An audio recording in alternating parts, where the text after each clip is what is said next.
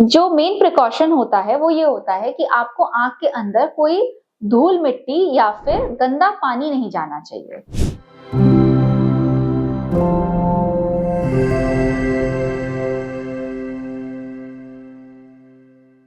नमस्ते, मेरा नाम डॉक्टर श्रेया नायक है और मैं एक रेटिना स्पेशलिस्ट हूँ।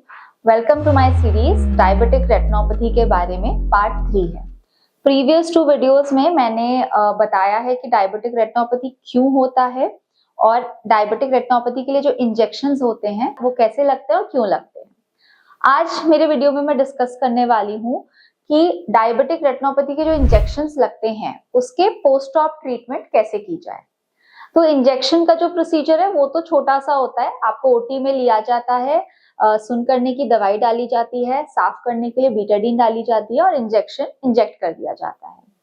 देन हम एक पट्टी लगाते हैं for 1 to 2 hours and patient को बोला जाता है ट्रैवलिंग टाइम के बाद वो हटा दे, घर जाकर अपनी पट्टी हटा दे और ड्रॉप डालनी शुरू करे।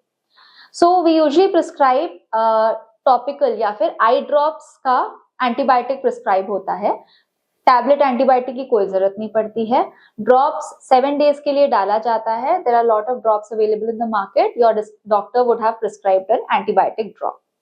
सेकेंड, कई लोग एनसेड यूज करते हैं, नेपाफिनैक या फिर ब्रोमफिनैक ड्रॉप्स यूज करी जाती है। वो आंखों में कोई सूजन ना हो, कोई रिएक्शन ना हो, सरफेस रिएक्शन ना हो बीटाडीन या किसी की वजह से उसके लिए दी जाती है। इसके अलावा कोई और तीसरे ड्रॉप की यूजुअली जरूरत नहीं पड़ती है until unless you're already on some medication for your eyes. So these are the only 2 drops that are required after your injection. वो भी 7 दिन के लिए दी जाती है, उसके बाद बंद कर दी जाती है। उसके बाद हम यूजुअली 1 to 2 डेज के बाद पेशेंट को बुलाते हैं देखने के लिए कि आंख में कोई सूजन या फिर कोई रिएक्शन तो नहीं हुआ।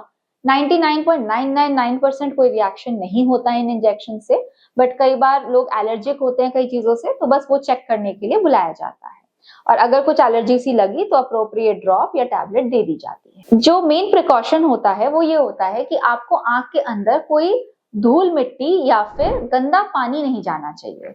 Why that? बिकॉज जहां पे हम इंजेक्शन लगाते हैं वहां पे एक छोटा सा माइक्रो होल बनता है। जो ये माइक्रो होल होता है वो विद इन 1 to 2 डेज तो सील हो जाता है, बट डायबिटिक पेशेंट्स में पूरी बॉडी की वुंड हीलिंग ही लेट होती है। अगर किसी डायबिटिक पेशेंट को कहीं चोट लगती है, अगर आम इंसान में वो चोट 1 दिन में हील हो जाएगी, डायबिटिक पेशेंट में वो 1.5 या 2 दिन में हील होगी। बिकॉज बॉडी का जो रिस्पॉन्स है, हीलिंग रिस्पॉन्स है, वो डायबिटिक्स में स्लो हो जाती है। एंड अगर अनकंट्रोल्ड डायबिटिक्स है तो 3-4 दिन में हील होती है। आपने देखा होगा डायबिटिक पेशेंट्स में कई बार लोगों को टोज में कोई अल्सर या चोट लग जाती है, तो उन लोगों में कोई हीलिंग हो ही नहीं पाती और कई बार तो उसे एम्प्यूटेट करके निकालना भी पड़ता है ताकि इन्फेक्शन बाकी जगहों पर ना फैले। तो same thing happens in the I also. जब आप इंजेक्शन लगाते हो वी एक्सपेक्ट कि अराउंड 24 आवर्स में वो पार्ट हील हो जाएगा, बट क्योंकि डायबिटीज है और कंट्रोल का हमें पता नहीं कि घर जाके आपने क्या खाया है, तो इसीलिए बोला जाता है कि आंख के अंदर कोई गंदा पानी ना जाए या फिर धूल मिट्टी ना जाए ताकि जर्म्स अंदर ना जाए। बाकी हम एंटीबायोटिक तो दे ही रहे हैं, so it is just a prevention. इसके अलावा कोई और परहेज नहीं होते हैं। आप अपना शुगर कंट्रोल रखिए, बीपी कंट्रोल रखिए एंड अपने डॉक्टर के पास 1 मंथ के बाद जाइए and you see the magic of your injection.